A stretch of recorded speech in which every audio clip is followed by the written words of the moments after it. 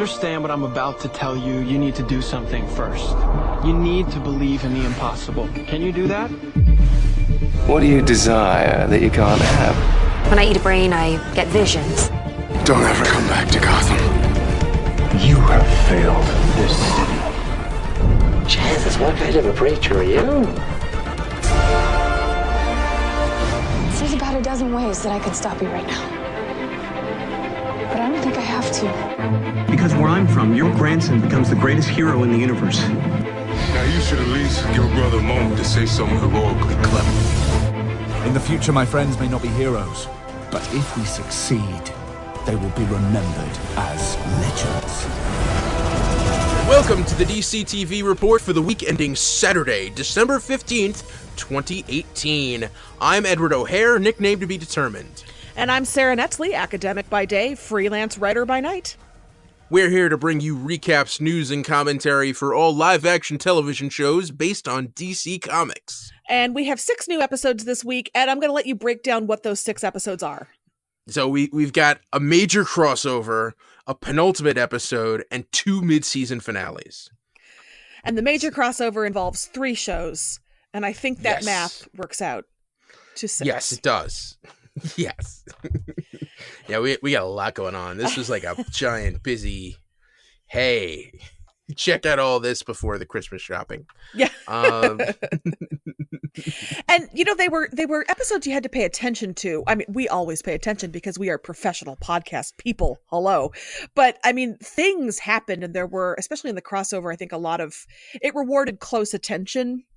And so if you were scrolling idly through Amazon thinking, what am I going to get Aunt Gert for Christmas? You might have missed some things. Mm-hmm. But we're here for you. We have your back. Yeah.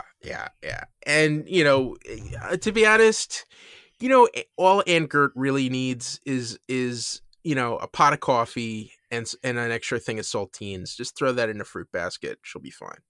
Oh my God, that's really grim. I was going to suggest like really fuzzy socks because Aunt Gert gets cold. The tile floors in her kitchen are very cold and you want her to be comfortable. Get her some thick fuzzy socks. Aunt Gert will love it. Okay, all right. Shopping with Ed and Sara.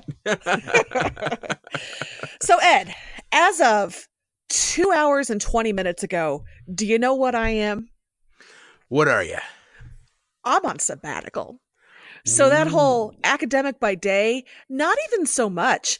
I'm just a writer. Until school starts again in fall of 2019, I am on sabbatical. I am working on a book, a nonfiction academic book in my discipline.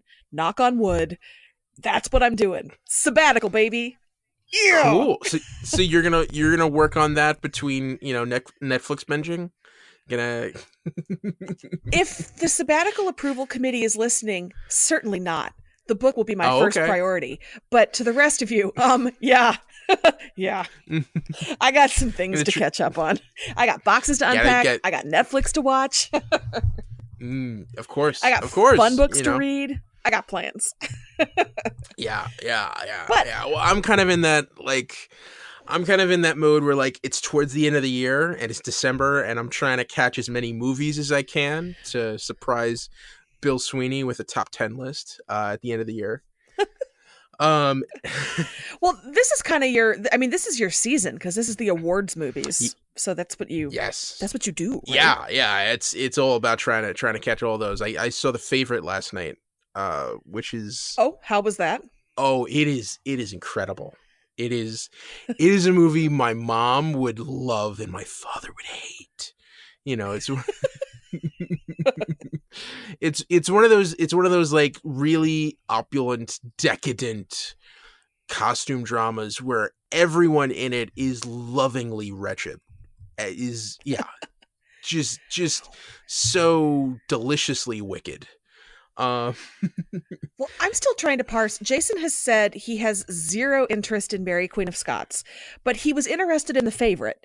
And I don't understand what about one movie is appealing, but the other movie is not, because it's all period pieces about strong, bickering women, right?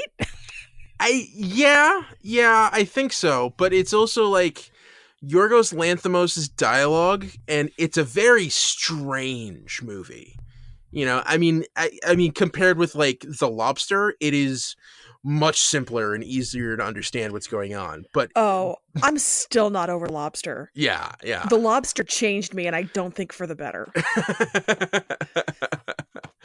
But yeah, no, this one is it goes down much easier.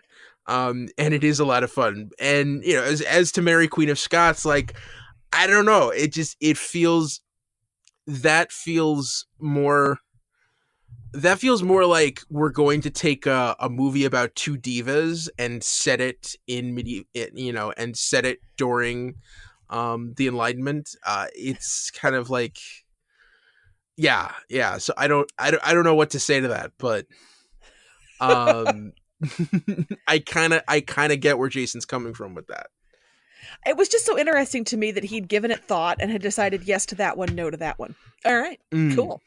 But when it comes right down to it, what are we actually going to see in theaters this month? Aquaman. Obviously. Yeah.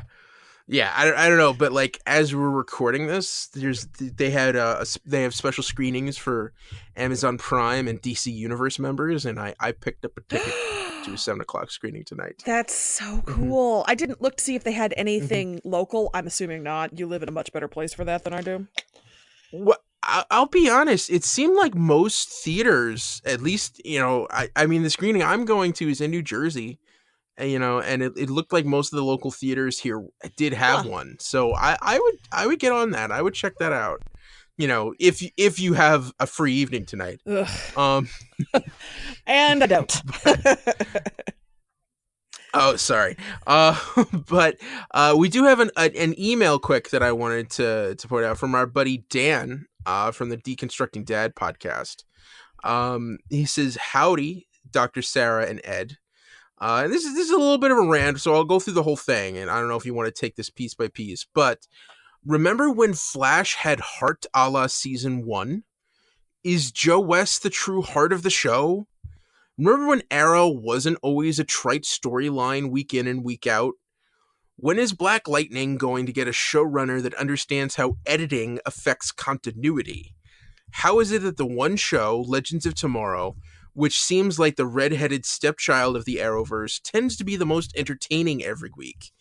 Can't wait to see what happens with the Elseworlds crossover event. Until next episode, Shazam. P.S. My 9-year-old son, who sometimes listens with me, was curious about how many people may listen to the DC TV report each week. Do you guys watch the numbers?" I'll take the last part first, which is, yes, we do watch the numbers sometimes. And I won't give out an exact number, but I'll just say that we're always welcoming more listeners. So thank you for the question. You know, we could always be looking for more listeners. Sarah, do you have any thoughts on, you know, when Flash had heart? There is an interesting Joe West goes and everything gets a little strange and squiggly. It's an interesting correlation there. I'm more interested in when Arrow wasn't cliche.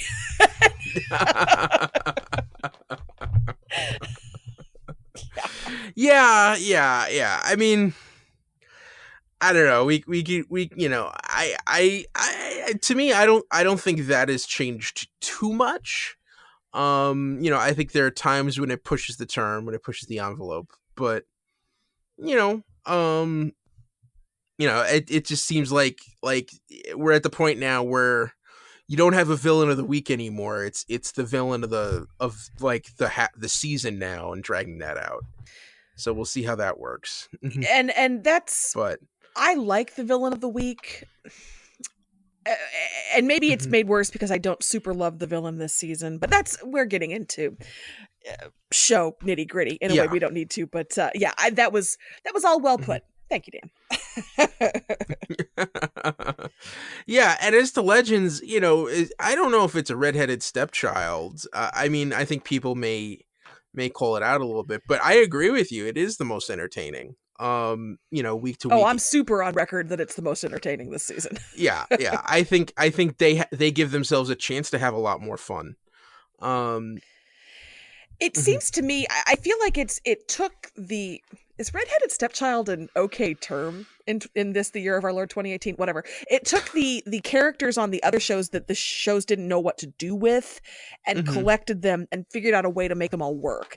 And so I think that's where, I mean, you get the least popular character, or the character who's like, oh, Kid Flash, great, and we found a way for Beast. So, you know, I think that's what they're doing, but they have just done it so well this season. Seriously, if you're not watching Legends of Tomorrow, season 1 was okay. Season 2 was good. Season 3 was really good. Season 4, oh my God, it's amazing.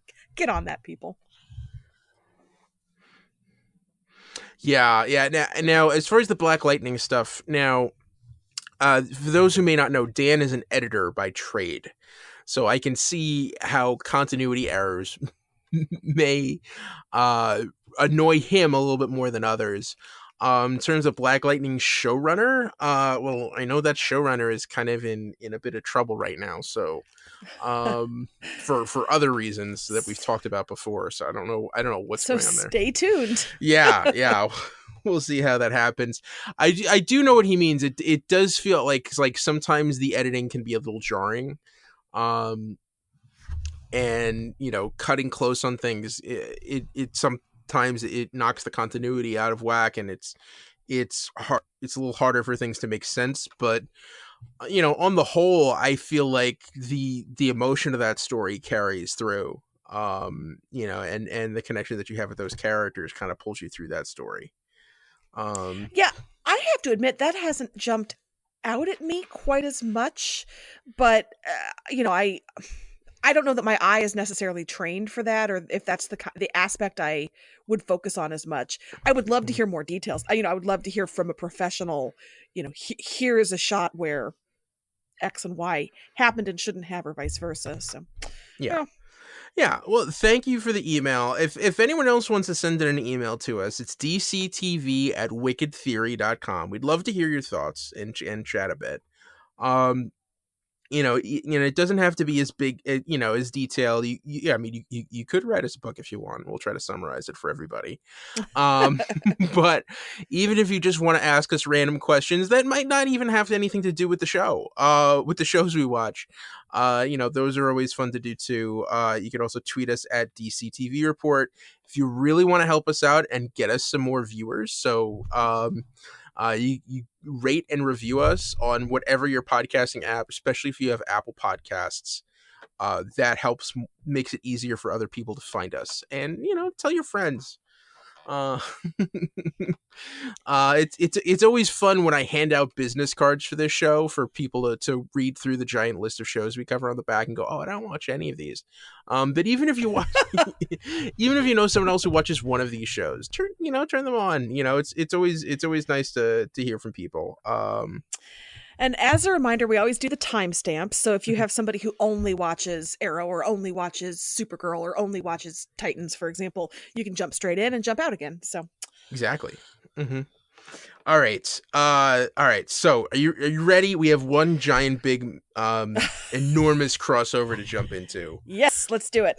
Yeah, and just so people know, we're going to cover all of the crossover episodes in one block, because we watch them together and then go on to the other shows. So we're doing it a little out of order than we usually do, but I think that's going to be best for conversation. We can knock this out in 10 minutes. Yeah, sure. So many questions. All right. Sarah, are you ready? I am ready. Are you ready? Let's do it. All right, you're ready. All right. Starting with The Flash, Elseworlds, Part 1. The Monitor gave Dr. John Deegan the chance to reshape Earth-1 as he saw fit. Barry and Oliver woke up to find that their lives had been switched, and only they realized something was wrong. Kara hung out with Clark and Lois on the Kent farm after their recent trip to Argo. An Amazo robot with the power to copy metahuman powers was let loose on Central City. Last-minute reveal: Cisco's vision sent the heroes to Gotham City, where Batwoman was watching from a rooftop. Arrow, Elseworlds, Part 2. Oliver and Barry and Kara travel to Gotham City, got arrested and bailed out by Bruce Wayne's cousin, Kate Kane. Felicity was brought to Argus to try and figure out what was causing the red skies, and everyone did a poor job hiding Oliver and Barry's body swap from her. Last minute reveal, Barry and Oliver, now powerless outlaws known as the Trigger Twins, came face to face with a Superman clad in black. Supergirl, Elseworlds, Part 3.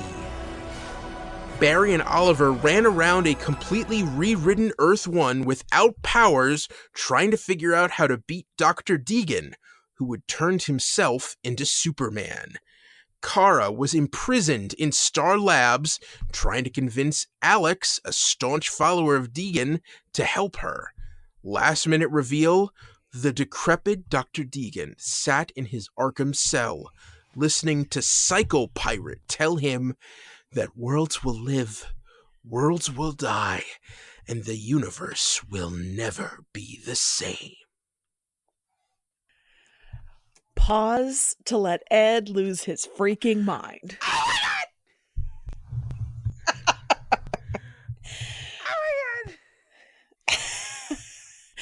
So oh, I'm sorry, he wasn't done losing his mind. So, Ed, why is this so major? Tell us things. Oh my god. Crisis on Infinite Earths is the most important crossover event, maybe in the history of comics, definitely in the history of DC. It's a major turning point. It's I can't start to describe it because then I would go on for way too long. But the basic idea of it was it came at a point in the mid-80s when DC Comics had basically had the same running continuity since the Silver Age. So like 30 years of nonstop continuity and referencing back to stuff, you know, that happened before a lot of their current readers had been born. And they decided to clean, and you had all of these multiple infinite Earths, worth, you know, and, you know, 12 different versions of Batman and Superman. And they decided to clean it up, have one event where some force was going through the multiverse, destroying all of these multiple Earths, and the heroes banded together to try to stop it. And over the course of it, worlds lived, worlds died, and basically all of the multiverse was consolidated into one universe and one Earth where all of the heroes existed together. And yeah. Well, and am I correct that this has been sort of predicted on The Flash, but 9 or 10 years down the road? Yeah. I mean, the 2024 is the headline on that, where it says that Barry Allen disappeared when the red skies appeared. And that is the crisis. That is the crisis. Yes. So I don't know if there's going to be. So it's accelerated somehow. Yeah. So I don't know if there's going to be a time jump. I don't know what's going on. And also, other major things is that like a lot of characters were killed off during Crisis. One of which was the original Dove, Don Hall from Hawk and Dove. The entire Justice Society of America, who we're going to meet in Stargirl. But probably most notably, the two most memorable deaths that stuck for a long time were The Flash, Barry Allen, and Supergirl, Kara Zor-El. So I don't know how they're going to handle that. Well, let's jump straight into the episode, because you get a real strong sense in episode 3 that Oliver struck a deal that maybe is going to keep Kara and Barry around because they are the best of us. Yeah. So the speculation I saw was, this is what happens in the comics, but Oliver made a deal and then made a toast afterward about enjoying things as long as you can, and then stared meaningfully, and then there were like mellow golden lights around him, and the soundtrack was sad, and it's like, okay, we We get it, show. Oliver did a thing. We got it. But I don't know. Is this the end of Arrow? I mean, does this give us an idea of where it might go? Is this Stephen Amell's exit clause? I don't know. And nobody knows. This is all speculative. Yes, it is. And there was some speculation that Arrow may be going away. But if it seems like fall of 2019 has been crisis, maybe season 8 would be the end for Arrow. I don't know. That's definitely, and that's the end of this crossover. So there's so much other stuff that happened that led up to that. we jumped over 3 hours of good stuff. Yeah. So let's go back to the beginning.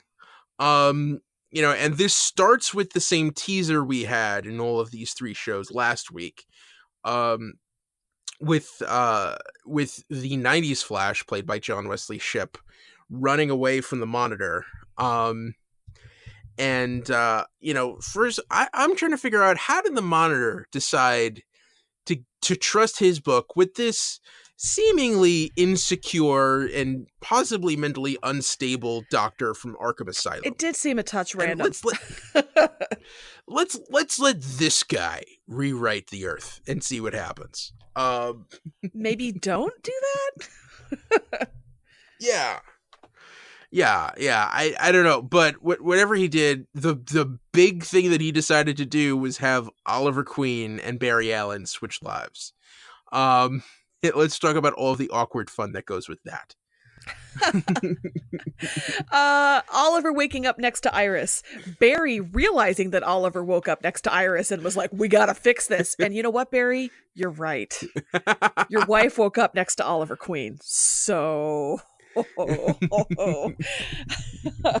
I so enjoyed them trying to get the hang of the superpowers. That was a lot of fun. When you think about how grim the last crossover was, it was great. It was really well done. It was an amazing, epic movie, but it wasn't fun. This was so fun. I agree. And yeah, all the back and forth, trying to figure out, did they tailor a new suit for Stephen Amell, or is he wearing the same one Grant Gustin wears? Because it looked a little snug. God bless him. Thank you, costume department. I'm not saying I texted my friend Tanya pictures of Stephen Amell in that suit that I took just with my camera pointed at my TV screen, but I'm not saying it either. So, yeah. And we got to see Kent Farm with the music from Smallville playing. Oh, that's the first time in a decade anybody has listened to Remy Zero. So well done, Remy Zero. Runner-up winner of the week. There we go. Yeah, and we got to meet Lois Lane. And Sarah, I know you were a little worried about this. Did she assuage your thoughts at all, or? She did. I'm not the biggest fan of that actress, but she was so great. Lois was so well written. She was sharp. She was funny. She was confident. She was breezy. She's out there just being a badass reporter. Oh, she was great. I loved the little touches of red and blue and everything she wore. She's supportive of Clark. I loved it. She was so good. What did you think? I thought it was great too. I thought it was weird the way, like, it feels like they've had their own show that we haven't watched for the last 10 years. Yeah, maybe that's it. There was this immediate familiarity, and they had a groove and a rhythm, and it really did feel like we were dropping in on an established life there. That was really well done. Mm-hmm. Yeah, definitely. Although I will say it is a little, because Tyler Hoechlin looks so young. And like in age, I don't know if they matched up as much, but I think the chemistry kind of made up for that a bit. I don't know, but yeah, I enjoy the acting.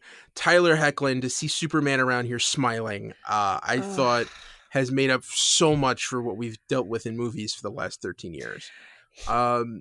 He is easily one of my favorite Supermen. I just he smiles, he's kind, he's warm, he does the right thing. He doesn't, I mean, has he scowled ever?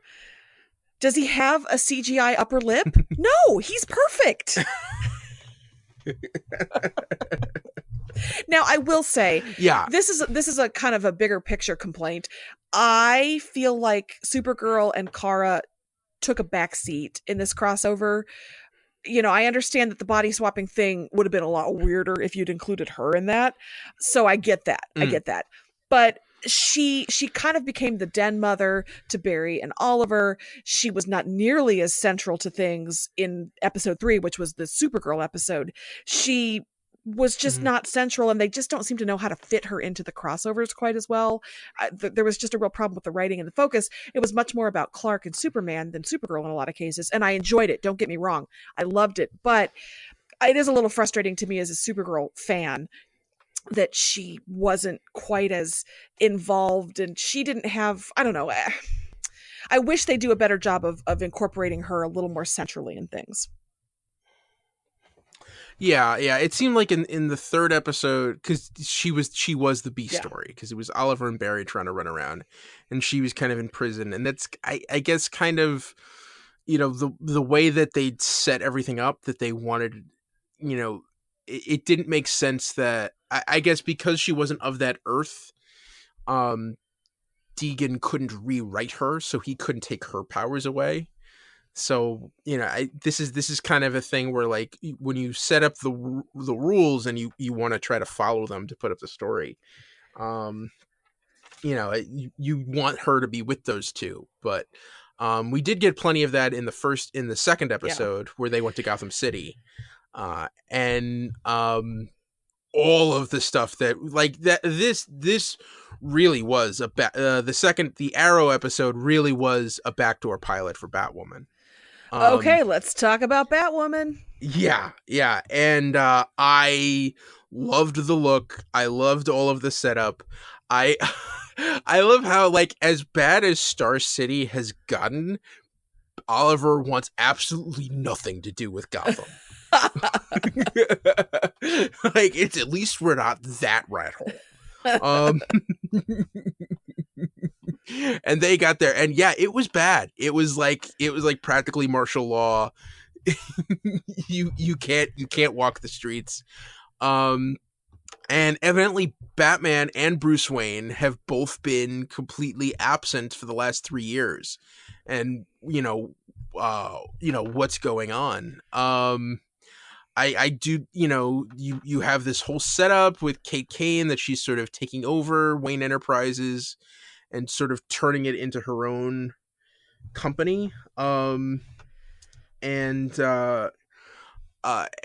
know, that she's sort of trying to hold down the fort and get things, you know, back to normal or stabilize things, where, you know, hopefully we'll get to meet Bruce Wayne in season 2 of her series. And funny, and she was great. She the character interesting. She has a lot of swagger. Again, it felt like we got dropped into somebody who was pretty lived in and had a sense of who she was and what she was trying to do. And her scenes with Kara were fantastic. Mm-hmm. Yes. And did you like? I've always wanted a tuxedo cat named Alfred, and it looks like she has a cat named Alfred, and I thought that was a nice touch. I hadn't given it much thought, but if I ever get a tuxedo cat, I will for sure name him Alfred. But I thought it was an interesting dynamic that her and Kara had. Especially because when they meet up in costume, Kara can see through her mask. So they immediately, you know, they kept that rapport. And I thought it was a respectful dynamic, you know, and it's the kind of thing where it's like, I'm not like totally 100% with you, but I'm rooting for you. I thought that was an interesting kind of, And they're the world's finest. Yeah. Oh my God. Come on. I know. Had to blot away a little tear at that. Yeah. yeah. Uh, and Let's see. I will say we're roughly in the episode 2 conversation. I'm glad the Felicity Oliver garbage seems to have maybe resolved itself a little bit. That was kind of clunkily handled, like, I'm mad at you, but then by the end of it, I'm done being mad at you. All right, cool. Let's move forward. Can we just move on, please?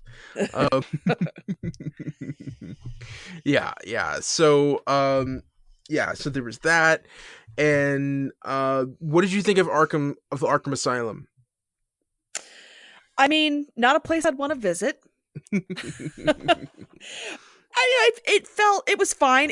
I feel like I've seen so much of it in Gotham that this wasn't quite enough to kind of whet my appetite or make me feel one way or the other. Did you feel like it was better, worse, more or less authentic to comics? What were your thoughts? Yeah, I thought it was authentic. I thought, all of the nameplates on the cells was a nice touch.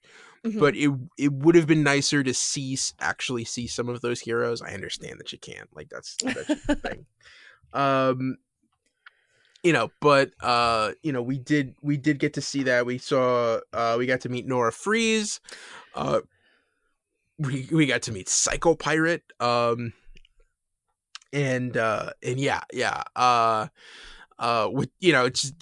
another character who's very crucial to Crisis on Infinite Earths. But like that's like another character I just would have never thought you get to see on screen in live action. I thought the setup for Gotham City was really cool. Now the one thing with the second episode that I was a little disappointed with was that that's really this second episode is the most we really get to see of 90s Flash. Mm-hmm. And he just kind of got vanished. Yeah, he literally... I hope back to his world and not vanished for good? Yeah, he literally disappears in a puff of smoke. Well, remember, that Earth was supposedly destroyed by the Monitor because it didn't live up to his standards. I feel like wherever he ended up, it's not good. Yeah. I'm hoping that we actually get to see him sometime during this season of The Flash, and he's not just in limbo for the next year. I was really surprised that he didn't show back up in the third episode. That feels like a thread that's left dangling. But before he went, he did get to drop a huge bombshell revelation when he met John Diggle and said, "Hey John, why aren't you wearing your ring?" And fanboys all over the world exploded. Their heads all exploded. They realized that John Diggle is actually Jon Stewart. And that he's a Green Lantern. The host of The Daily Show? No. Jon Stewart, the Green Lantern, who is also an ex-Marine and an architect. He doesn't quite fit that. But I would like to point out that last week, Molly's mom, Tanya, at Molly2910, tweeted at us that one of the things she wanted was a story where Jon Diggle is actually Jon Stewart, and we got that, and I thought that was a really cool call. So congrats to her for calling that out. She asked us, is there a prize for guessing that? And it's a thumbs up and a cool no prize from us. But yeah, good on you for guessing that correctly. I thought that was really cool. Yeah. Yes, absolutely. Well done. Yeah. Now, will there be any follow up to that in the in the next year? I don't know. Yeah, and John already seems so weirded out by the metahuman stuff that happens on Flash that I don't know what he would do if he got a power ring. But could you imagine, Sarah? Could you imagine the world where Arrow ends next season, but John Diggle gets to move on in his own spinoff, where he gets to be Green Lantern on the CW? I hadn't actually put that together, but interesting. Yeah, that would be really interesting. Yes. Really interesting. Insanely expensive. Like, extraordinarily expensive. But, if Star Trek could be on TV for 30 years, you could do a Green Lantern TV show, right? Yeah. Let's do it. Yeah, let's do it. All right. Moving through. I think we kind of covered the second episode. What did you think of Barry and Oliver as the Trigger Twins? Oh God! So I did not know that is a callback to something from a comic. Is that correct? Kinda, sorta. I'm not really that familiar with it, but the Trigger Twins were characters. I thought the third episode was maybe a little bit weaker in some areas. You abandoned the body swap thing. They're on the run. That was kind of interesting, I guess. The Trigger Twin thing was kind of weird. I liked the Monitor stuff. I thought this is where I really had a hard time with the Supergirl role and everything, because she can't open the book, so Superman has to do it, and she can't do this, so Superman has to do it. That I just was a little frustrated by all of it. I think it all had to happen that way, so Kara and Barry would be the ones who volunteered to fly around the Earth and sacrifice themselves so Oliver could do what he did with the Monitor. I think some of it was they had to do what they had to do in order to make that Oliver storyline happen. And even if that meant writing it in a way that made you say, okay, I guess, they had to show that those two are pure and inspirational and worth saving, I think. That was my interpretation of that. I don't know. I enjoyed the crossover very much. This episode wrapped everything up, but did it in a way that, I don't know. Yeah, I do. Yeah, I agree with you. I do think it was very rushed. And that me trailing off was just because I enjoyed it so much. I feel bad criticizing it because I had such a good time watching it. Yeah. But Yeah, it was good. Don't worry. I think we both really enjoyed this, but it's also kind of like, they had one less episode to tie everything up than they did last year. And I wonder if it was a little bit clunky. The fun stuff that we did get to see was, instead of seeing Oliver and Barry mixed up, we got to see everyone turned on their head. So we got to see Alex as this, follower, and I thought that was kind of a weird moment where Kara revealed to Alex that Alex was gay. That just seemed awkward to me. I mean, I think it means I know you. But if you're not out, that could be a little threatening, I guess, in some ways, if you're not out at work and this stranger who's in a cage is like, hey, but I in general, Alex as Kara's touchstone is so moving to me that I enjoyed that scene, that exchange where Alex says, "You have a lucky sister," and Kara says, "I am a lucky sister." That was so lovely. So even if that was a little shaky, and Supergirl's big thing is making a connection with an alt-Earth Alex who doesn't know her. That's nice, but it is interesting to me that Barry and Oliver and even Clark all have these great female love interests, and they have love lives that are rich and happy. And Kara why is it that the female superhero, they just cannot write her a good love interest? That's interesting to me that they can't make that work for the female superhero. Yeah, I think part of it might just be the comics, that she doesn't have, in the comics she's still single. She's had trysts with Brainiac 5 and a couple other things, but they haven't really been able, you're right, they haven't really been able to bring that out in the show yet. That just idly, it made me think, it's kind of interesting, but I wonder if it is, although Oliver and Felicity aren't really comic. Yeah. So one criticism I saw a lot on Twitter in my neck of the woods was that everybody crapped on Oliver for 3 nights. Did Oliver deserve that much, like, Iris saying, "Oh, do you hear what Felicity's husband did? What a monster." Like, it was a little bit pump your brakes. Like, okay, Oliver feels bad enough. He doesn't need to hear this. Did you feel like it was too much? Sort of, but like, I do feel like, we wanted to try to resolve this a little bit. So maybe that's why they're dumping. I mean, it's also kind of like gossip that you hear, third hand. It was interesting to hear like what the Team Flash thinks of what's going on Arrow, like because they're like total outsiders in this. I thought that was an interesting take. And I mean, Oliver, he's not perfect. He hasn't exactly been making the best choices as of late, but you could tell that he's trying. And I think, I think some of it was fair. It might have gone a little overboard, but I think it worked out for the story in the end. I think Oliver himself is the one who's the hardest on himself, and it's hard to see him go to the Monitor and be like, "Yeah, I'm full of darkness. I'm the one who's expendable. Take me," which is, I'm assuming, what happened. We didn't see that exchange, and that's hard to watch.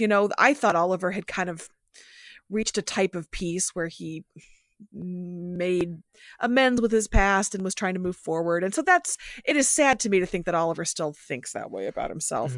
Not to get too heavy on this, but also, Iris, pump your brakes a little bit. Ugh, he's not my type. Gross. He's come on, girl. Yeah. What? And no, go ahead. I also, Iris in the crossover might have been nice. It is strange to me that they didn't choose the female lead on the Flash to cross over. You know what's funny? Because Felicity was not in part 1. And I think that's a decision where they just didn't want to have to pay an extra actor. But they did have Cisco and Caitlin in... Were they in all 3? Yes. Yeah, Cisco and Caitlin were in all 3. Diggle was in all 3. And I think those were the... Yeah. And Supergirl's people were barely in 3. I mean, Brainy was there for 30 seconds. So it just kind of strange usage of your supporting cast there. Yeah. Well, I think because the way the shows operate, we know we have the full cast for the episode that's marked as their show. And it's like, who do we want to carry over? So I guess they picked Cisco, Caitlin, and Diggle as like, these are the 3 characters we can afford to put in all 3, and the other guys are just gonna have to be in their own shows. So that's why Felicity only shows up in the Arrow episode. Like she doesn't even show up at the end when they're at the bar. Alex isn't in 1 or 2 either. That's why you have Alex, you have John and Brainy, you have, Martian Manhunter and Brainiac 5 show up at the end. And I guess that's just the way that they chose to parse it out when you have that budget and you have all this stuff that we're going to be introducing. That's just the way it worked out. That's just how it works. It's fine. I feel really bad that we've turned a little negative at this point. Oh, okay. Let me get it back around. Clark and Lois, they're going to be happy forever. They're going to have a baby and they're going to get married on a mountain. It's going to be beautiful. But that was great. The proposal, and he only got out Lois Lane before she said yes. It was just lovely. Just lovely. Yeah. So I'm very happy for them. Mazel, you too. Yeah, and so real quick, because we did have a ton of tweets going on about this, so I'm gonna just read out some of these tweets just to get through them, and also just give notes, because like Bauer Fett was just on a tear like all weekend. It was great. So at Bauer Fett, my wife is actually liking it. Told her it was a superhero Freaky Friday. What's funny is you had a conversation with him saying it was actually more like Quantum Leap, and then Barry and Oliver pointed that out in the show. I thought that was fun. Yeah. At Bauer Fett also says Grant on a salmon ladder is perfect for Sarah's geek dreams. Also, hey Felicity, it's Iris. Guess what, Barry went back in time and effed it up again. Crap, Iris, that's almost as bad as another of Oliver's ex-girlfriends taking over the city here again. And get this, he has yet another kid he did not know about. If it was not for his tight butt. I think it was I pointed out that like the fact that Felicity and Iris call each other each week, like, how is that not a weekly podcast? Yeah, seriously. Like, we need to get on that now. Like, this has to happen. At Deke273. Oh, I see some copy and pasting in Ed's future for DC TV report. And who else? At Sky Dether, Superman holding a moldy book. LOL. Guess he's a super reader. And at Ashley, or Ashley at River 8878. OMG, a teaser for a whole year. Ed and Sara, tell me everything you know about that. Haha, I think we did. I think we tried to cover as much as I could. And at Deke273, it seems you can now freely use the term dick to describe jerks in the CW Arrowverse. I wonder if Sara, Ed over at DCTV Report also noticed the increase in usage. So, fun side note, I recap Supergirl for EW.com, and I actually messaged my editor to be like, hey, where's EW stand on Super Dick? Because, I mean, they do watch their language there, kind of the way we do here. And so he consulted with his editors and came back and said, we'll allow it. And it helped that Cisco actually said it in the episode. So, yeah, I had that question too. Yeah. So that's the Elseworlds crossover for 2018, and we're looking forward to Crisis on Infinite Earths in 2019.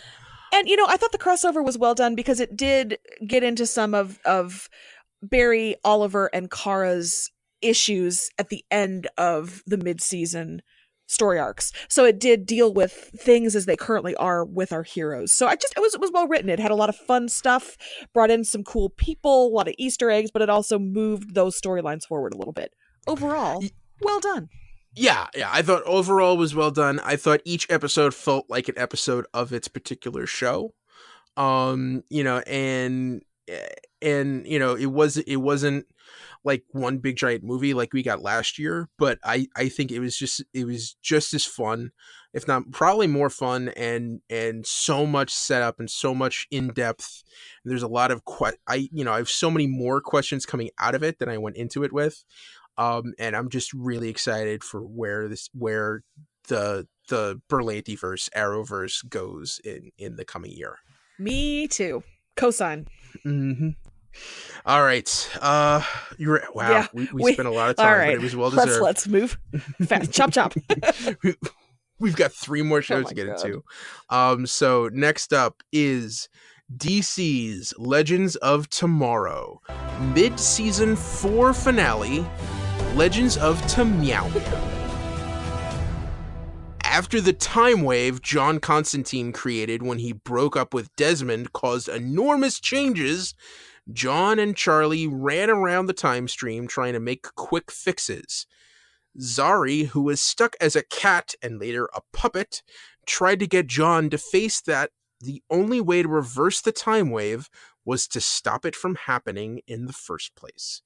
Last minute reveal, Hank was having golf with Desmond, who was now possessed by Neron.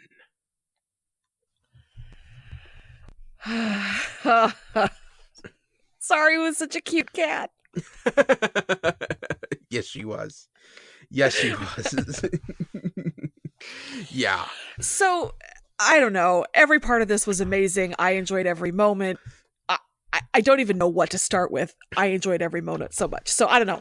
You go. Well, I think we got a lot of tributes to classic TV. First off, with the custodians of the chronology, which I love how when you leave the guys on the Wave Rider alone, like just Mick just takes over and turns Nate and Ray into bloodthirsty John Rambo. yeah. They're just shoot 'em up. Let's just kill everything. And they turn into the A-team. And that when it's just the girls and you get Sirens of Space, Sirens of Space Time, that Gideon, White Canary, and Ava turn into Charlie's Angels. I thought that was a nice fun mix. Well, and interesting that they were equally bloodthirsty is the wrong word, but they were equally lethal. They were equally shoot first, ask questions later, which I thought was kind of interesting. That it looked different, but the results were the same. Yes. What did and we did get some fun stuff. At Bowerfett pointed out that Sirens of Space Time is a series that's going to be coming to Cinemax in 30 days. Yeah. Also at Deke273, once again, Legends does not disappoint. Loving the time swap, Doctor Who references, and the fact that Gary is still the same gullible guy in all the timelines. Can't wait to hear Ed and Sara break down this episode. Gary's just so pure. Yes. And what did you think of the nicknames that we got for Gideon and Ava in the Sirens portion? That now they're Hard Drive and Roundhouse. Do you think they were perfect? I liked that in both cases that those were both kind of male fantasies, like the 80s movie, yeah, with the guys, and then with the women, Charlie's Angels is pretty heavily like male fantasy influenced. So of course it's Roundhouse and Hard Drive. Of course it is. Yeah. I also loved Ava in the Guardians of the Chronology timeline, dyeing her hair black and moping with Indigo Girls because Sarah was unicorned. All of that was amazing. That's right, Indigo Girls. I missed that. Oh, the instant I heard that music, I was like, "Oh, that Indigo Girls, that checks out." It's not a way of life, though. No. Yeah. And what did you think of Constantine coming across the puppet legends? Every time Constantine interacted with something weird, including Cat Zari, oh, you're all soft. He was great. Yeah. Now I am really disappointed. I wanted to see more of Mick and the fairy godmother running around space, doing whatever they were doing, because that just seeing them walk out with the sunglasses, that was hysterical. Basically, any of these scenarios could be a web series that I would watch. Yes. Give me a setup that isn't a web series you would watch. Puppets, watch it. Mick and the Godmother, watch it. Guardians of the Chronology or Sirens of Spacetime, watch it. Yeah. Zari as a cat, I'd watch her licking things for at least 5 20-minute episodes. That. Do you know where this tongue has been? It is like things.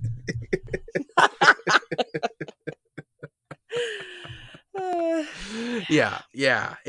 That was insane. That was hysterical. That I will never look at a cat the same way again after hearing that. But yeah, I thought this episode was very well put together. Well, and it was very much like last season's Here I Go Again with Zari, only this time it was Charlie, and this is getting her sort of enmeshed in the group a little bit more. I felt like I mentioned this last week, her joining the group was really rushed. I don't quite understand her loyalty to the group, but this helps cement that. I liked that every time they tried to fix something, they'd have to see who was dead and how it happened. And just a little, I love me a time travel show, and this was such a great fast-paced trip through all the different iterations of time travel. And then of course, that Constantine kiss with Damien saved everything but destroys Constantine, and my heart, I can't take it. And then Ava reads Mick's novel and Mick makes snickerdoodles. Snickerdoodles. Yeah, and that actually continued from the last episode. It was weird that was just kind of that reference. Now I actually thought, what did you think of the scene? Yeah, with John and Desmond. I thought that really kind of like, for all the fun and light stuff that we had in the beginning, I thought it really kind of leveled out and had like a really nice emotional grounding when John. Oh yeah, nothing about that isn't heartbreaking, and it's so well done. And Constantine can be so detached and acerbic and removed, and it's that getting to watch him play in that emotional range is fascinating, and I love it. Yeah. And what was weird is there were 3 Constantines in that scene, and at no time was I confused as to which one was talking. It helped that the one was in sunglasses, for the record. Yes. Yes. Yeah, and another one had the trench coat. Yeah, it was but yeah, I thought that was handled well. And one thing we didn't talk about last week that I feel like I do need to spend some time with, because there was, for all the big giant reveals we had in the Elseworlds crossover, the fact that Neron is here, and Neron is involved in this storyline. Like, Sarah, do you understand how big a deal that is? Is that a name I should recognize? Well, I'm genuinely asking. If you're not like a heavy comics reader, no, probably not, because Neron hasn't really showed up outside of the comics. But there's a story. There's a big crossover event from the mid-90s called Underworld Unleashed, which is Neron, who is this demon who, makes deals with every villain on Earth. Basically, they swap their souls for powers with him, and he uses that power to unleash hell onto the Earth. And it's this big giant crossover event, and one of the key characters who turns the tide in it is Shazam, Captain Marvel, which is why it's one of my favorite crossovers. But yeah, so that whole thing, like, he's trying to gather up enough power to cause a coup in hell, that is a big problem. And he is like one of the DC's big giant villains. He's one of those bad guys that, like, the Justice League isn't enough. You need, like, the Justice League and every other superhero team on Earth to combat him. So the fact that he's going up against legends, like, is really exciting, and I think that they're introducing him in a perfect way. Well, thank you for that. I assume that was just a demon that Constantine had dealt with, so that is good to know. Yeah, he's basically like Satan, except he's more power hungry and just wants control over everything, for his own good. He has no regard for human life or human souls. So yeah, and now Hank Haywood is working for him, so Hank, we're all doomed. Yeah. So yeah, that's that is really cool, and I'm excited to see where they go with that. All right, cool. Anything more to reflect on this episode, or? No, just this was an outstanding first half of the season, and as a reminder, the show is not coming back until April. It's taken some time off, but it will be back in April with Lucha de Apuestas, for what it's worth. Okay, all right, and which is the episode title. Yeah, and it was okay, and there's no big news on. No, none of these really. I think everybody was just so glad to get the crossovers wrapped and head out to the holidays that no news. Okay. All right, so then moving on to Black Lightning, season 2, mid-season 2 finale. The Book of Rebellion, Chapter 2, Gift of the Magi. Jennifer and Khalil hid from Cutter in an empty shack in the woods while Khalil suffered from a terrible infection. Jefferson and Anissa became frustrated with each other while they searched for Jennifer. Lynn hit rock bottom and tried reaching out to Khalil's parents for clues to his whereabouts. Tobias wined and dined scientist Todd Green at the 100 Club. Last minute reveal: after shooting up a country western bar, a meta with the power to teleport in puffs of smoke got a call that his next job was in Freeland. My God, this road trip is going from bad to worse. Pull the plug, kids. Yeah. I mean, it's taken you like 3 episodes to get out of Freeland. Yeah, they just have not made it very far. No, not very far at all.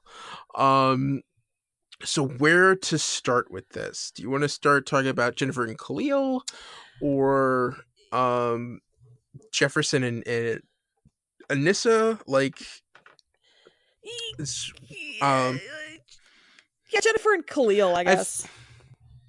Yeah, I feel like there was a little bit of spinning tires this episode, because I feel like we're kind of in the same point that we were last time. It's like, okay, they're out there and we've got to find them, even though we found them last episode, but now things happened again. I thought there was a real urgency. I thought Jennifer was really smart to go in and try to get medicine, even though it turned out to be futile in the end, because it turns out that Khalil was poisoned by one of Cutter's blades. I thought that was really compelling. I thought, she handled Cutter really admirably. Yeah, I will say Jennifer is proving to be really quite competent. I think breaking into a pharmacy isn't a great career path. No. But she was taking care of the person in her life who needed to be taken care of, and she was dealing with things, and I thought that was impressive. Yeah, and I think if it wasn't the fact that she was running away from home, and trying to get as far away from her family as possible, her parents would be really proud of her. Yeah, and also again, the breaking into the pharmacy thing, not great, but proactive, smart in a crisis, Yeah. Now, Lynn, is this like, I feel like her storyline is kind of pushing it a little too far. Yeah, I've been disappointed. I have not enjoyed what she has been given to do the last couple of episodes, which is cry and worry and drink and talk to random parents about their children. Yeah. It feels like they were struggling to give her something to do, because she doesn't have powers. She can't really, it doesn't make as much sense for her to be there with Jennifer and Anissa. But like, I feel like that detective work should have led her someplace else. And like, anytime now that she's just like swigging whiskey straight out of the bottle, it's like, come on, man. That's just... Well, they tied her so tightly with the pod children earlier this season that if we don't have them in an episode, I don't think there's much for her to do right now, and that's too bad. Yeah. I mean, what? I bet you Dr. Jace would be able to find them. She might kill them when she finds them, but like, it might be worth that risk. Now that actually could have been interesting, working with somebody like that. You swallowing your pride and your distaste and saying, help me find my daughter. That could have been an interesting storyline. Yeah. But what did you think of Gamby trying to break up Jefferson and Anissa from beating each other up all episode? I was glad he had something to do. I feel like Gamby's kind of become an information dispensing. He's like the exposition guy. So I was glad that he actually had a thing to do, but then he had more exposition to give. So yeah, I thought it was kind of weird and ironic after him being a fixture on Dexter for so long, when he explains the blood spatter patterns. I know this from my serial killer son. Yeah, I just waiting for that to kind of like pop up in there. But yeah, it is kind of like, I understand why Jefferson and Anissa are so on edge, but like the squabbles that they were getting into, it really felt like they were on a road trip and Daddy had to tell the kids to knock it off every 5 minutes. That was a little weird. But I did think it was fun, and I liked where the story was going. And Todd Green, Dr. Todd Green, who we see at the beginning of this episode, gets rejected for a grant, and accuses them of like racism and nepotism and all that stuff. First off, what do you think he does, and why do you think Tobias wants to pay him to take him on? I don't know, and nothing good will come of it, whatever it is. weapons, biotech, financial market manipulation. I mean, like, name something Tobias wouldn't do. Yeah. I think this is going to be an interesting storyline because Todd Green seems like a sweet kid, and watching him fall under Tobias's spell is going to be interesting and hard to watch, I think. Definitely. Yeah, and I liked the 100 Club scene. His palpable discomfort. I don't like to be touched, please. But I thought it was an interesting way to kind of show Tobias's influence and the way, he can show someone a good time. And kind of draw people into his sphere of influence. I thought that was interesting. Also, it just seemed like a reason where, like, we paid to have this song in the episode, so we're gonna play it. And we're gonna the whole thing. Yeah. Just spread that out over the course of like 4 or 5 scenes. I thought that was funny. But so yeah, that's what's going on now. Where do you think where are Jennifer and Khalil going? Like, what are they? I know they just... I don't know. They're just like circling the woods outside of Freeland. I don't understand it. Where are they trying to get? Mm-hmm. I don't know. Yeah. I really think Khalil should have just ditched her. I mean, it feels like that's what he wanted to do. He wanted to leave her off, say, "Hey, you still have a life here. I could figure it out on my own." Yeah. But I guess we're gonna get, and we're not gonna get this resolved for like a month or so. So just have to hang around and see. Yep. Mm-hmm. Which actually, should we run down the return dates for all these CW shows? Yeah, we could do that now. Yeah. Sure.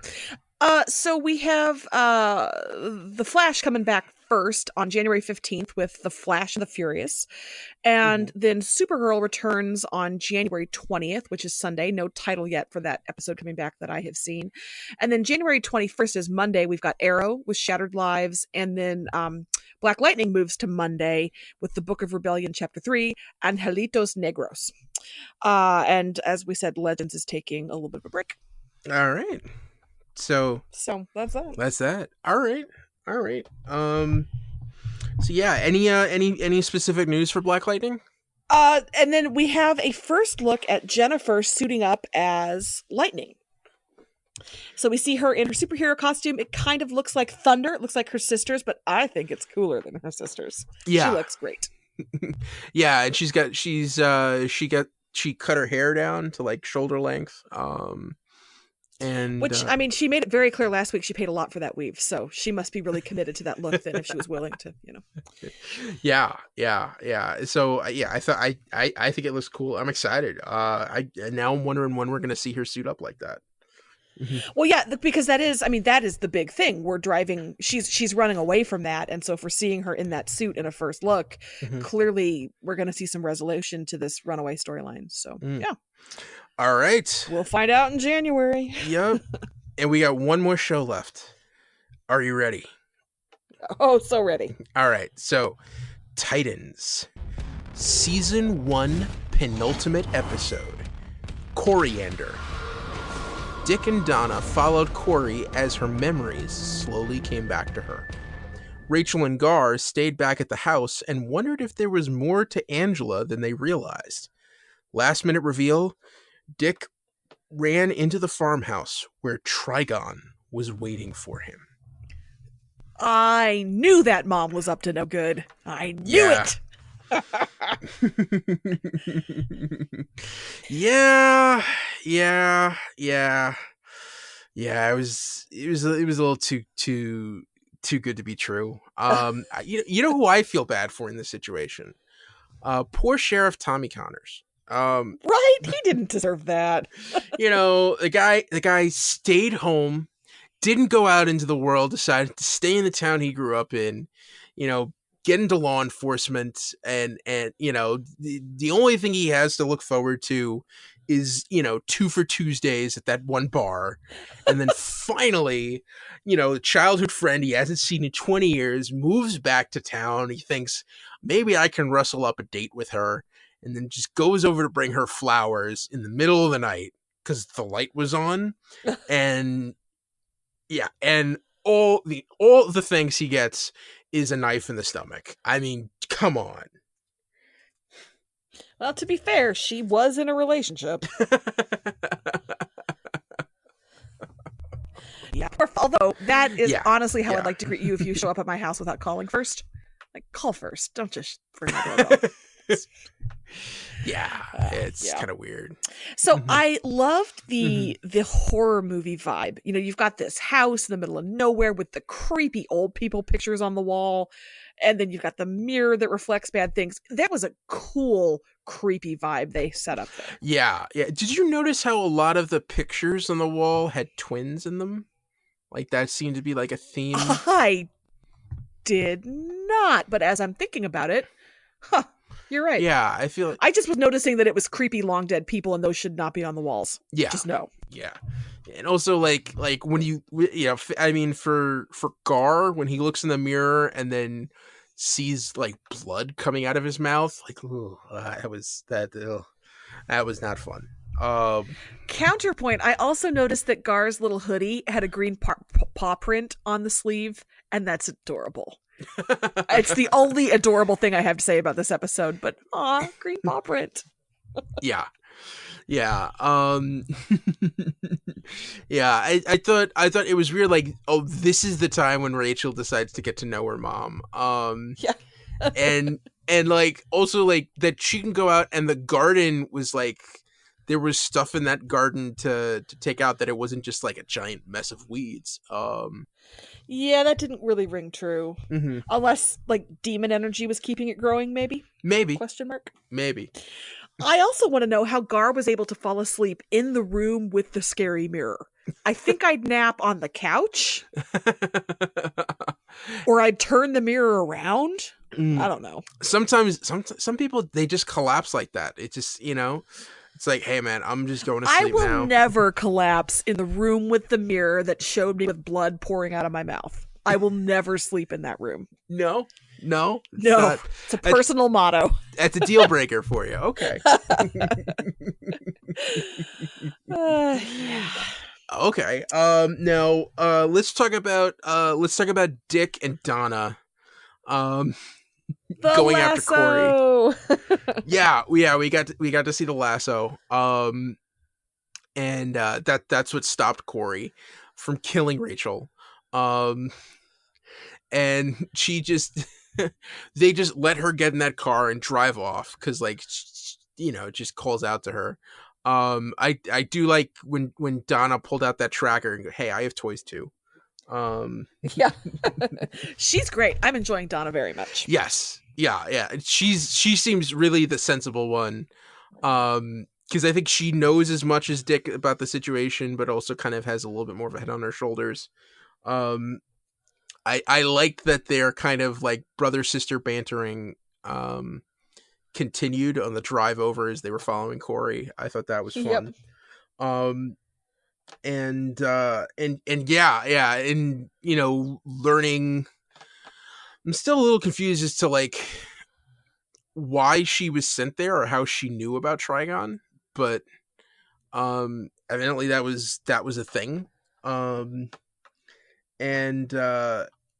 You know, but like now it seems like the story's coming together and there's like a unified purpose here. You know, I kind of assumed that was the power of her people, that there was some sort of precog, or they could maybe send her slightly back in time, or, you know, that there was some...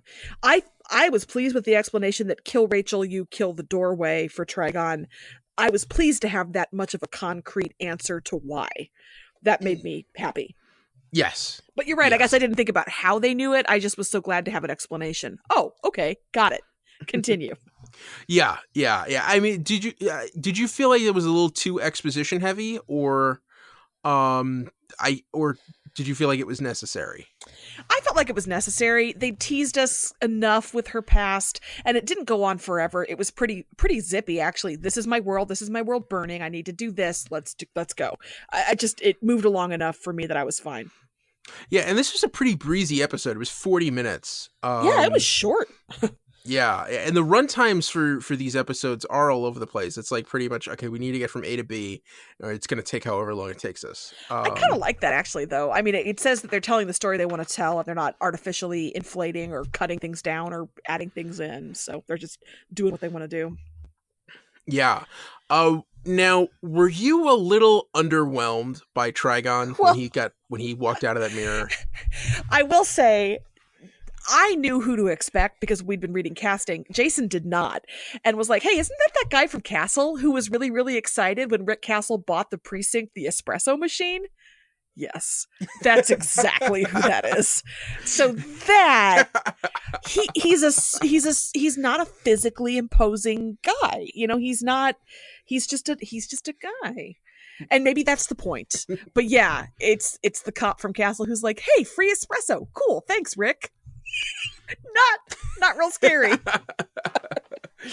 No. That's fine. Whatever. But so yeah. So there's that. Okay, so that was fun. But yeah, I mean, I wasn't expecting him to walk out like with the red skin and the horns and the wings, but like I kind of expected him to walk out with the red skin and the horns and wings. Well, that might have freaked out Rachel, although was she under a spell of some kind? Because I'm not sure I would rush to embrace the person who just stepped out of a black swirling mist in a mirror. I think I'd be a little reticent. Oh yeah, definitely. She was in Raven mode. All right. She was definitely in Raven mode. And I think Raven inside of her has been looking for this purpose for so long that she was, probably ecstatic that she actually found a reason to use her powers. So I don't think that Rachel was in control of her body at that time. All right, fair enough. Hence the hug. Mm-hmm. And this is a penultimate episode. And so for like next week, the whole season's gonna wrap up. We think we're like 90% sure that it's the last episode of the season, depending on which news source. But it seems like that's the way they're going. And if you looked at the preview for next week, I don't understand how they're going to do that in 45 minutes. That's a lot of stuff that happens. Yeah. So yeah, there's a lot going on. And especially because like Donna and Corey couldn't get through that like weird force field. So like, is Dick gonna have to fight Trigon on his own? Like, what's gonna happen here? Like, this is, it seems like the Titans might be outmatched. Unless he can convince Rachel to wake up. I don't know. I mean, the show is called Titans, not Trigon. I'm not that worried, but it's yeah. All right.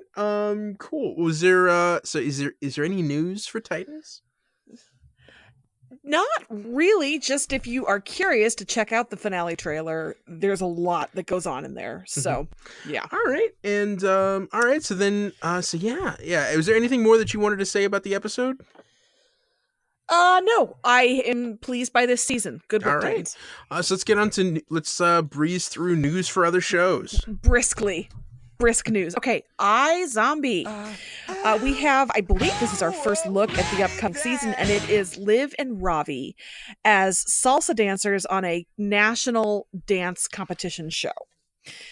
The episode is called 5678. 8 is spelled ATE.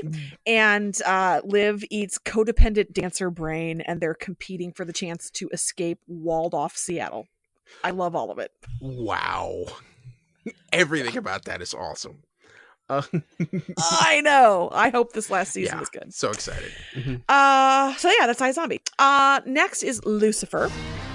And this is a tweet from showrunner Ildi Motovich, who says that seasons 1 through 3 are going to hit Netflix before season 4 drops. So if you haven't seen the show, if you need to catch up, if you want to rewatch, that will be available before season 4 premieres. We still don't have a date. She said that she hopes to have dates to announce soon.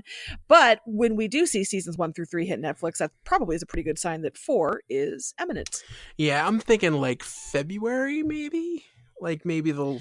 I mean, they finished production a week or two ago, so they should be moving right along with that editing and post-production and all that. Yeah, so maybe they'll drop the old seasons in February and have the new ones show up in like March or April. I don't know. March, April. Yeah, that sounds right. Mm-hmm. But that's just speculation on our part. Yeah. Hopefully we'll find out soon. Mm-hmm. And then now we move into some DC Universe shows. Doom Patrol. Doom Patrol. We have music. a rough timeline for when we'll be seeing that. That will be February at some point. We don't know what day of the week. We don't know what week in February it will premiere, but we're going to be getting Doom Patrol, it sounds like, sooner rather than later. Okay. Now for it does seem with DC Universe, at least when they launched the service, that they wanted to new episodes of whatever shows they're going to drop on Fridays. So I'm guessing Doom Patrol would probably be like that. It seems like Young Justice is also going to drop on Fridays in January.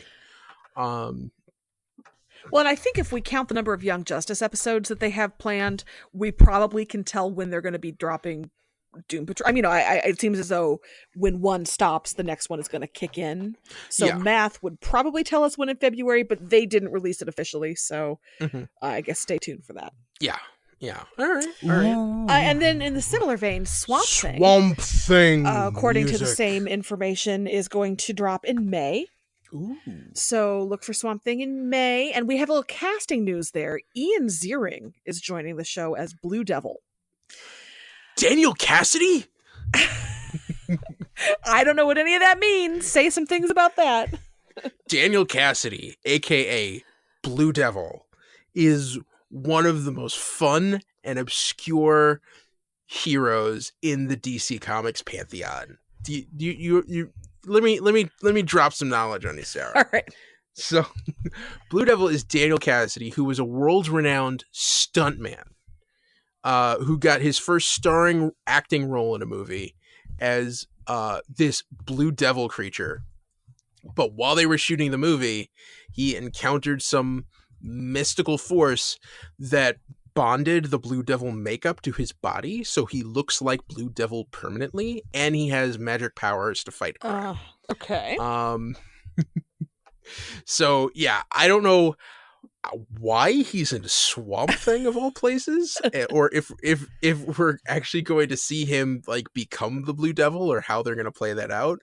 But it's just one of those characters, like, they're never going to get around to this. Like, this is so out there, but like every character has that one person who just loves them. And what was funny, if you've watched Arrow over the last few years, every once in a while you'll see like a poster for a Blue Devil movie. And like Daniel Cassidy's name has been dropped. So like they've been aware of this, you know, that he's been like popping up in different places, but this is the first time we're actually going to see him on screen, and I'm really excited for it. Well, I will say, in the summer of 1992, okay, as a young teenager, a show called Beverly Hills 90210 premiered, and I did not understand what was so appealing about the curly-haired blonde dude. He was not my jam in any sense of the word.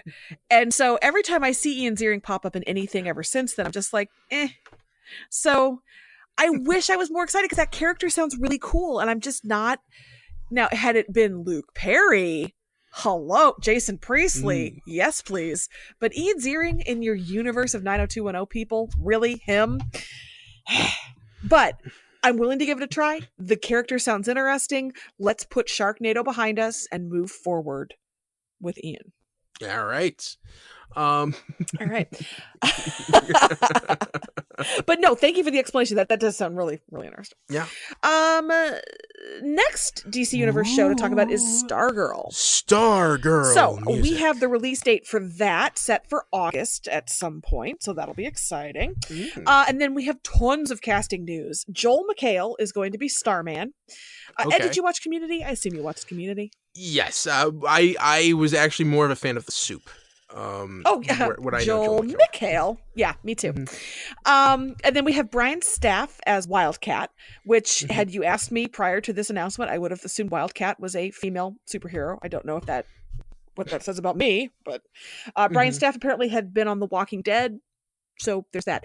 And then playing Our Man, the Golden Age version, is Lou Ferrigno Jr. And it's too bad Lou Ferrigno Jr. didn't have any contacts in the entertainment industry to help him get a start. It's too bad he had to make it on his own. But anyway, Ed, I assume that there's some reason that they're specifying Golden Age Our Man and not just Our Man. Yes, because modern age Our Man is an android from the future. So it seems like all three of these characters are founding members of the Justice Society of America, which it seems like Stargirl is gonna roll her mythology around that. Starman, it's interesting here because it seems like they're conflating two different heroes, which is Star Spangled Kid, which is actually the mantle that Stargirl takes on initially in the comics. Who was a kid with a grown-up sidekick named Stripesy. It was kind of like a kid version of Captain America. And Starman, who's a character who had a cosmic staff that granted him powers to fly around in space and do cosmic type hero stuff. Sort of like DC's version of Marvel's Captain Marvel, kind of in that way. And his son gives the cosmic staff to Stargirl later in the comics. So it seems like they're sort of combining both of those characters into one character that's going to be played by Joel McHale. Wildcat is just a guy who dresses up in a cat suit. You did see a version of him in Arrow, I think season 3 or 4, where he was, I think Renee was like one of his proteges. He was kind of like a street thug. But Wildcat is a boxer who trained Batman and trained a lot of those heroes, and he's kind of like the everyman character, anchor in the Justice Society. And Our Man, the Golden Age version of Our Man, is just a guy who takes this serum called Miraclo and gets superpowers for 60 minutes a day. So that's not Mirakuru. Got it. So these, again, this tells you kind of like the direction, and when you realize like Jeff Johns is behind this and this character is kind of his baby, and Jeff Johns is all about going back into DC's history and taking characters that haven't been loved in a while and showing that they can sing. And this seems to be exactly what he's doing with this series, and I'm excited to see how it plays out. Cool. Cool. All right. Your excitement about Stargirl makes me really excited about it. So yeah, awesome. Right. Awesome. Last news of the week is Pennyworth. Pennyworth music. So somebody over at SplashReport.com has gotten their eyes on the pilot, and kind of mixed reviews about the quality of the writing and the dialogue and things like that. But apparently it is a very cool setting, post World War II dystopic feeling Britain. It's going to be super R-rated, lots of violence, sex, language, gore. Epix, I think, wants to make its mark in that direction. So it sounded like the person who had read it was more positive about it than anything else. But if you're interested, head over to Splash Report and take a look at a rather in-depth description of the pilot itself. Cool. Yeah. And, this is Epix. This is a new premium channel. So, the fact that it's R-rated stuff does not surprise me. That's exactly what I would expect for a premium channel that's trying to get eyeballs. And, it's,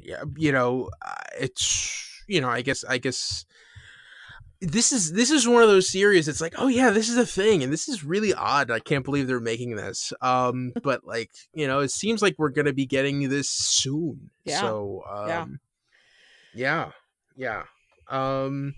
So yeah. Are you excited for an R-rated Batman prequel without Batman? I mean, sure. Why not? It sounds different enough that you could almost do this story without Batman, right? This is a guy who served in World War II, and now his parents are in the service in England, and you don't want to go with that route, and so you're rebelling, and you've got friends, and it's violent and sex, and this could be its own show without the Batman hook. So sure, why not? Bring it on. Yeah. I agree with you that this show would definitely exist on BBC. It would be very different. Yeah, no, and not as different as you think. Some of the stuff you see on BBC America, that comes out of BBC can get edgy at times. I mean, sure, Luther, The Fall, sure. Mm-hmm. Yeah, and but I think it's the Batman connection is why it's getting made for an American audience and not just a British audience. Yeah, and why it's getting, I think, a little bit more advanced hype than it would otherwise. Mm-hmm. All right. So, and that was all the news for this week, right? Yes. Let's wrap this up with the winner of the week, man. All right. So I'm gonna go real clean here and just be really simple and just say my winner for the week is Batwoman. Because I think I think that was a great introduction. There's just enough meat on that bone that you're like, oh, I want more, I need more, and I think it's a great setup for her series, which hopefully we will be getting in in fall of 2019. So I knew I could count on you because I wanted to do Batwoman, but I knew you'd do Batwoman because you've been waiting for this forever. Wow. And I was like, nah, Ed's going to cover the Batwoman thing. So that leaves me free to say that my winner of the week is Lois Lane. Out there living her best feminist life with her hot superhero fiance and her tasteful blue and red blanket scarf that's all well positioned and stylish. She's feisty. She's smart. She's confident. She's succeeding in her career. She is awesome. Best life, Lois Lane, my queen, winner of the week. All right, there you go. This is so fun. So we're gonna relax a little bit. Tip for next week. I think what we're going to do, since Aquaman is coming out, we're going to have a special breakout DC movie report where we talk about Aquaman. Because we'll have both seen it by that time, right, Sarah? God, I hope so. Okay.